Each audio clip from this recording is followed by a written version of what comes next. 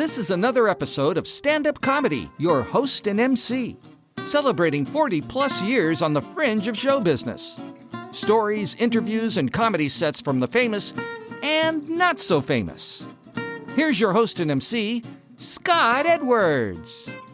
Hey everybody, welcome to Stand-Up Comedy, your host and MC. It's another bonus Wednesday, and I have another terrific part of a series we're doing. It stars Tim Bedore. You may have heard that name. He's a regular on the Bob and Tom radio show. He's done shows, radio, and TV from coast to coast, and he is the host of Vague But True, a terrific short story entertainment piece that I just think is always very funny. In fact, he did something special just for us. So ladies and gentlemen, sit back and enjoy Vague But True, starring Tim Bedore. Here he is, a philosopher, a writer, a comedian, a man that knows the future but doesn't want to give away the fiery ending, the host of Vague But True, Tim Bedore.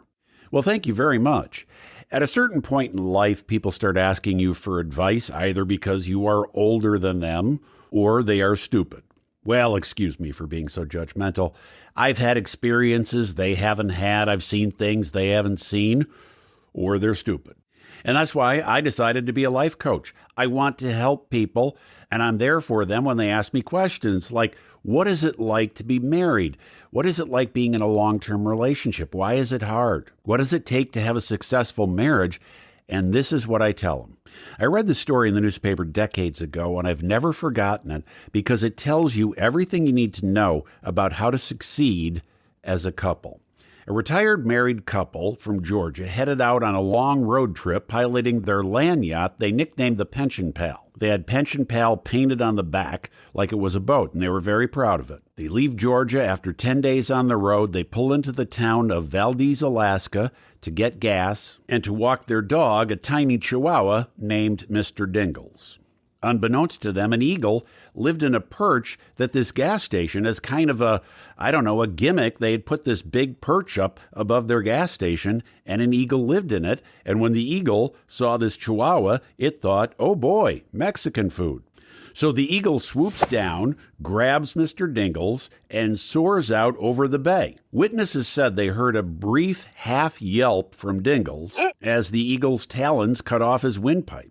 And then off goes the eagle and Mr. Dingles, flying out over the bay. Mr. Dingles' leash floating behind like a kite tail, the eagle taking him to a most tragic and certain fate. Unless, of course, this eagle just wanted to give Mr. Dingles an aerial tour of Valdez, which is highly unlikely. Now, this couple from Georgia, they were actually going to Alaska to see eagles. They knew all about birds.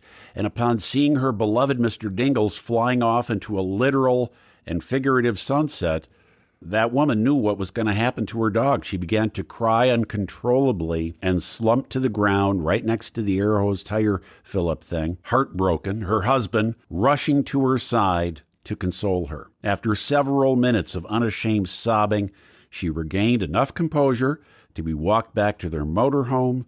Her husband dutifully helped her into the passenger side door, buckled her up, closed the door, walked behind the Winnebago, and started doing a victory dance, pumping his fists in the air, huge smile on his face.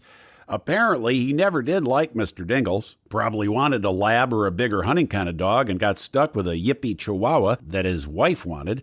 And after his fervent prayers to God that somehow Dingles leaves the house without his having to be personally involved, it happened.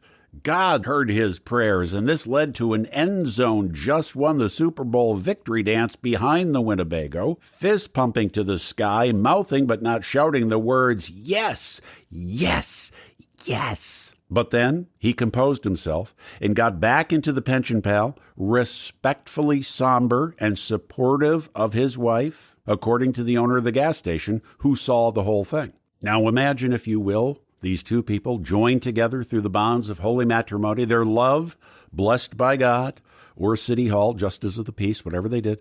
These two people have been working together for decades to enjoy their golden years, seeing the country, now having two completely different takes on this experience. The wife, while loving eagles, was tortured by the knowledge Dingles would soon be in a nest surrounded by hungry eaglets, the little bell on Mr. Dingle's collar ringing with every hungry tug and bite, and he was thinking, I've been praying to God for years to somehow get rid of that obnoxious chihuahua, and it finally happened. Thank you, God.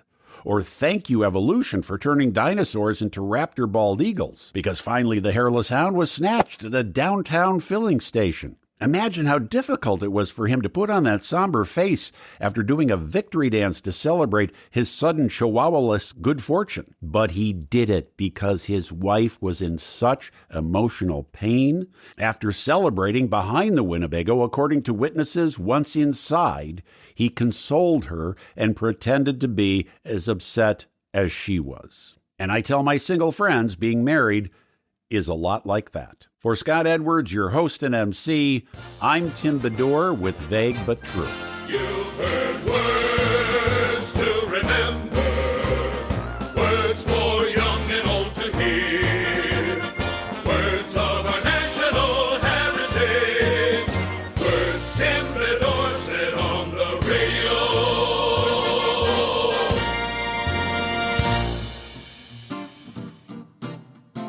We hope you enjoyed this episode of Stand-Up Comedy, your host and MC. For information on the show, merchandise, and our sponsors, or to send comments to Scott, visit our website at www.standupyourhostandmc.com. Look for more episodes soon and enjoy the world of stand-up comedy. Visit a comedy showroom near you.